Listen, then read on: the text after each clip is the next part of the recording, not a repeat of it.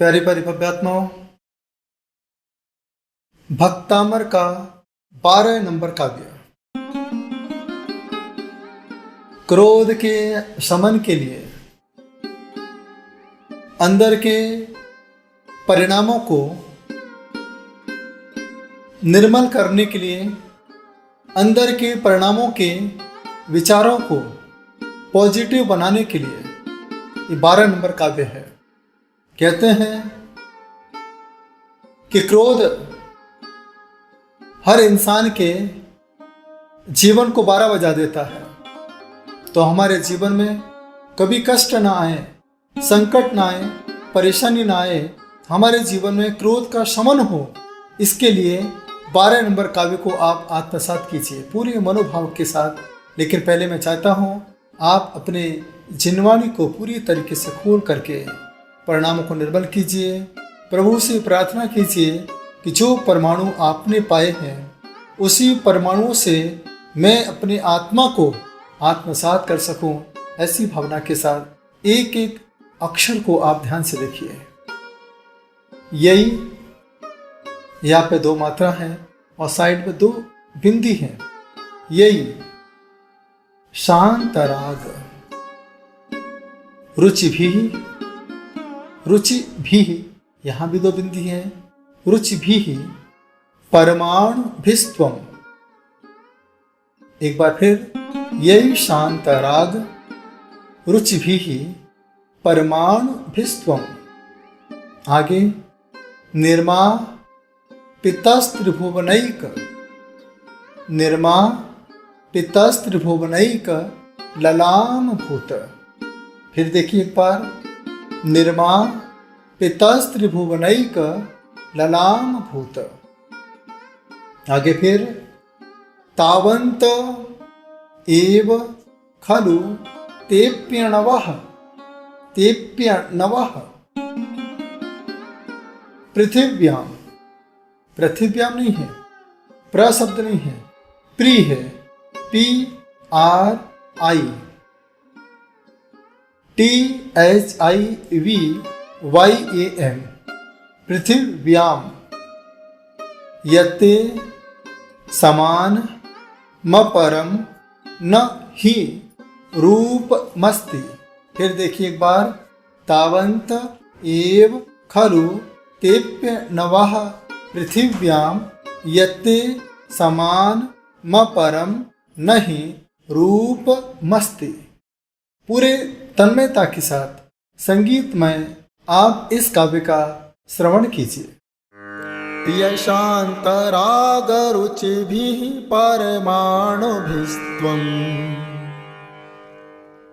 निर्मापितस्त्रिभुवनैकललामभूत।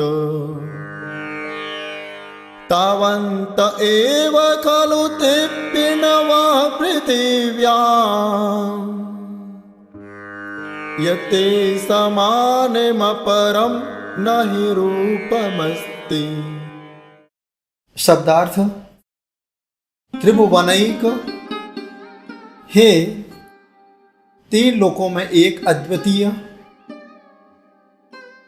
ललाम भूत, सर्वश्रेष्ठ सौंदर्य के धारक भगवान, यही जिन शांत राग, राग रहित, रुचि भी, रुचिकर, परमाणु भी, परमाणुओं से, तुम या आप निर्मापित बनाए गए हो।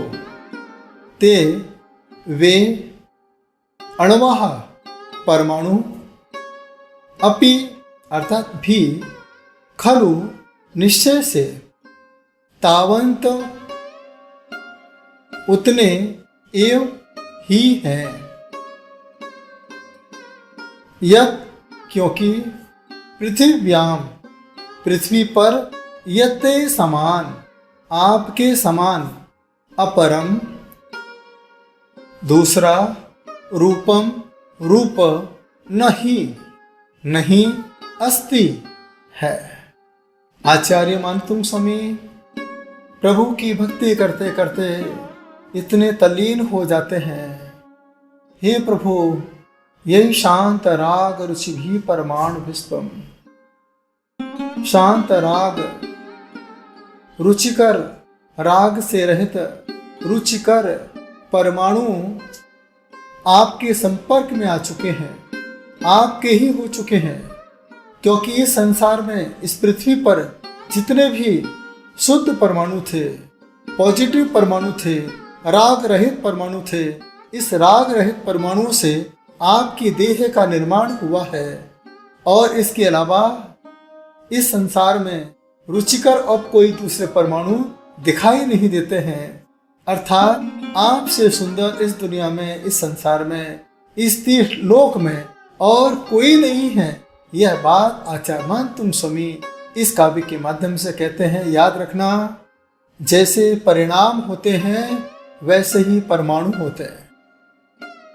हमारे परिणामों से ही परमाणुओं का सृजन होता है। एक जल की क्या कीमत है?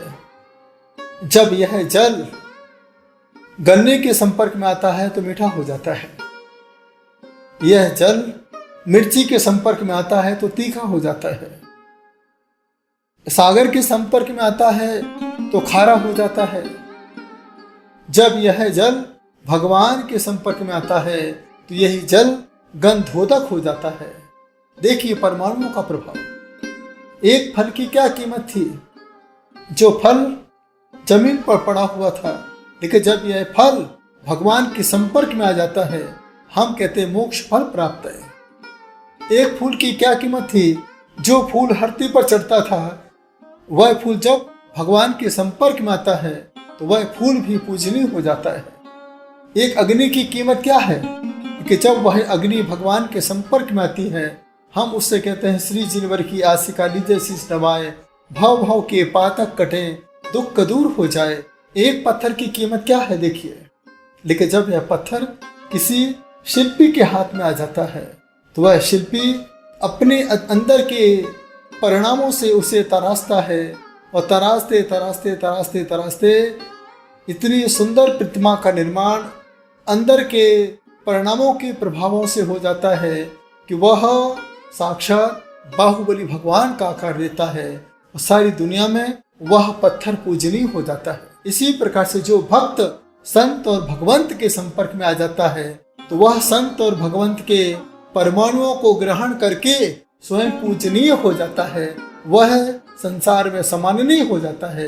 ये सारा खेल परमाणुओं का है। याद रखना, आज एक परमाणुओं ने सारी दुनिया को घर में बिठा दिया। जैसे कहते कोरोना वायरस, ये क्या है? वायरस क्या है? एक परमाणु है। एक परमाणुओं ने आज पूरे दुनिया को घर बिठा दिया। आज सारे व्यापार ठप हो गए। जो ट्रेनें कभी बंद नहीं हो सकती थी, लेकिन इस परमाणुओं ने ट्रेनों को भी बंद कर दिया, प्लेनों को बंद कर दिया, दुनिया की हर स्थिति को अपने आप खत्म कर दिया। सोचिए कि इस गलत परमाणुओं का इस दुनिया पर क्या प्रभाव पड़ा। जब इस गलत परमाणुओं से ये दुनिया अस्त व्यस्त हो सकती है, यदि आप इस अच्छे परमाणुओं के संपर्क में जाओ, परमात्मा के संपर्क में जाओ, तो क्या आपका जीवन नहीं बदल सकता है? अवश्य रूप से बदल सकता है। जब एक पुर्जा किसी मशीन के संपर्क में आता है तो वह लोहे का पुर्जा प्लेन का पुर्जा बन करके लाखों की कीमत में बिकता है, क्योंकि वो अच्छे मशीन के संपर्क में आ चुका है। तो आप भी अच्छे लोगों की संगति में आइए। और जो जीवन में क्रोध करते हैं, क्रोध के शमन के लिए आपको कुछ नहीं करना है। आप मुंह में पानी भरिए, पानी भरने के बाद इस काव्य को बार बार पढ़िए। अब बोल तो सकते नहीं, मन ही मन में इसका उच्चारण कीजिए। उच्चारण करने के बाद उस पानी को पी लीजिए अच्छे परमाणुओं के साथ। एक बात और मैं आपसे कहना चाहता हूँ, आपके घर में अशांति का कारण क्या है? आपको गुस्सा क्यों आती है? पहले बच्चों को गुस्सा नहीं आती थी, आज के बच्चे बचपन से ही गुस्सेबाज हो गए। क्या रीजन है? एक ही रीजन है, क्योंकि हम भोजन गुस्से में बनाते हैं, बनाना पड़ता है। आज के समय नाश्ता बाजार का आता है। पहले के समय जब बच्चा कहता माँ भूख लगी है, तो माँ एक पराठा बना करके नमक मिर्ची मिला करके घोल करके बच्चे को पकड़ा दिया करती थी, क्योंकि नाश्ता नहीं ये माँ की आस्था है, ये माँ का प्यार है। जब बच्चा उस पराठे के साथ माँ के प्यार को ग्रहण करता था तो वह बच्चा कभी अपने माँ बाप को छोड़ करके नहीं जाता था। आज के समय बच्चों को बाजार का नाश्ता मिलता है। जब बच्चा कहता माँ भूख लगी, माँ कहती बेटा 2 मिनट्स मैगी तैयार है। आज वो नाश्ता कहाँ का है, कहाँ के परमाणु हैं। जब बच्चों को बाजार के परमाणु मिलेंगे तो क्या वो बच्चे माँ बाप के साथ रहना पसंद करेंगे? फिर आप शिकायत लेके आते हो कि बच्चा छोड़ करके अमेरिका चला गया, बच्चा छोड़ करके पूना चला गया, बच्चा छोड़ करके चेन्नई चला गया, बच्चा छोड़ के दिल्ली चला गया। भेजा किसने? हमारे अंदर के गलत परमाणुओं ने बच्चे को आगे तक पहुंचा दिया है। तो यहाँ आचार्य महंत तुम सुमी इसी प्रकार की भावना रखते हुए वो कहते हैं, हे प्रभु, इस संसार में जितने भी अच्छे परमाणु थे उन अच्छे परमाणु से आपकी देह का निर्माण हो चुका है। इतने ही परमाणु थे, अब इसके अलावा संसार में कोई अच्छे परमाणु कहीं पर भी नहीं है। ये सब हमारे परिणामों को खराब करने वाले हैं, ये संसार में भटकाने वाले हैं, ये संसार में रोनाने वाले हैं, ये संसार में दुखी करने वाले हैं। हम किसके सामने जाके हाथ जोड़ते हैं? जो दुखी है उसके सामने जाके हाथ जोड़ते हैं। अरे आप तो उसके सामने हाथ जोड़िए जो संसार में सबसे ज्यादा सुखी है। उसके सामने जब हाथ जोड़ेंगे तुरंत आपके अंदर अच्छे परमाणुओं का सृजन होना प्रारंभ हो जाएगा। तो ये काव्य आपसे कहता है, ये शांत राग रुचि भी परमाणु विश्वम।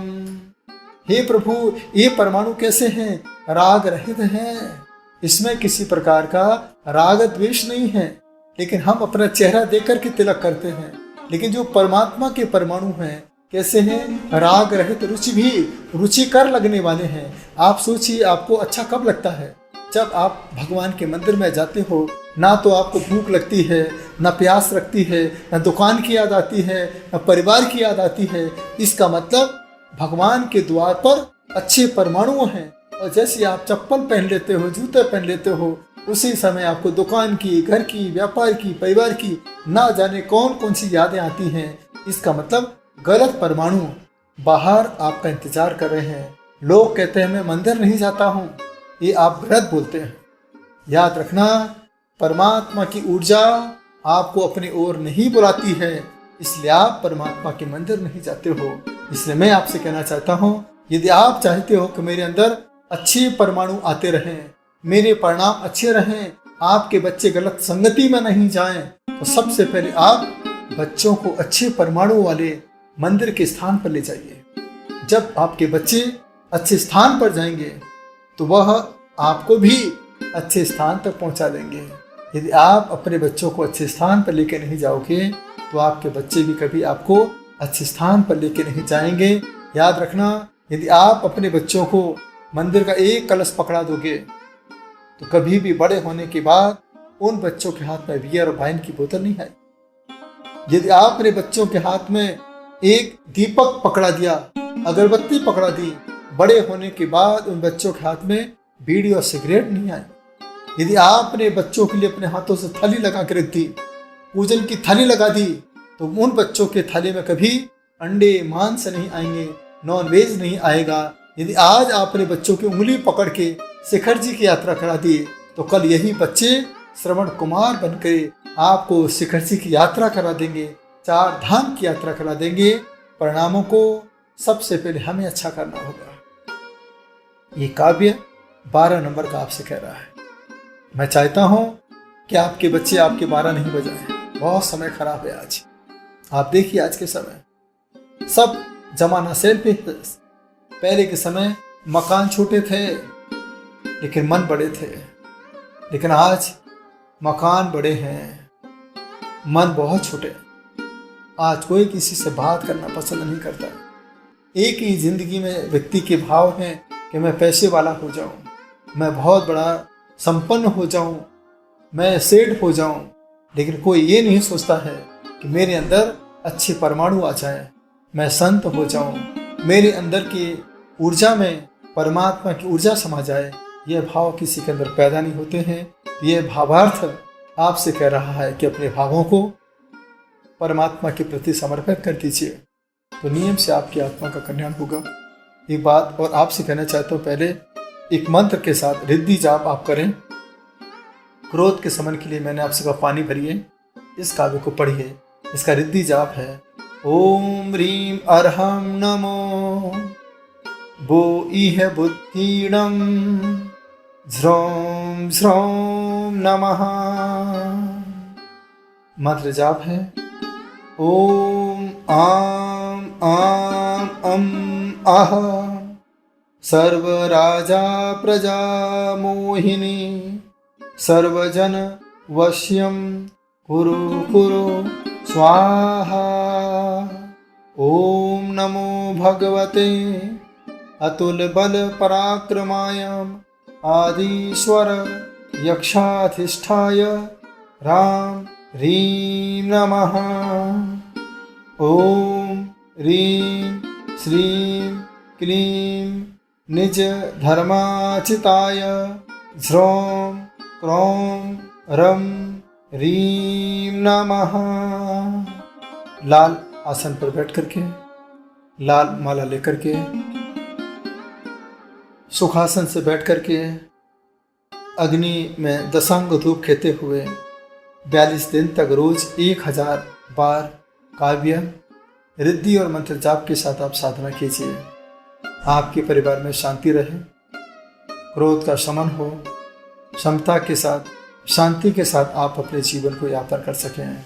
इतना याद रखना, जो फल सेव फल कश्मीर में लगता है वो नॉर्थ में नहीं पैदा होता है।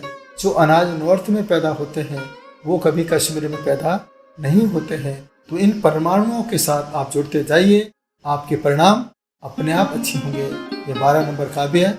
आपके जीवन में 12 नहीं बजाए, दोनों कांटे को एक करके, दोनों कांटे जब एक हो जाते हैं तो दोनों हाथ जुड़ जाते हैं और जुड़ने के बाद वह एक दूसरे को प्रणाम करते हैं और इसी प्रणाम का परिणाम अपने आप आपको देखने को प्राप्त होता है। प्रेम से सुना, अनुग्रहित हूँ। ओम नमः सिद्धेभ्यः।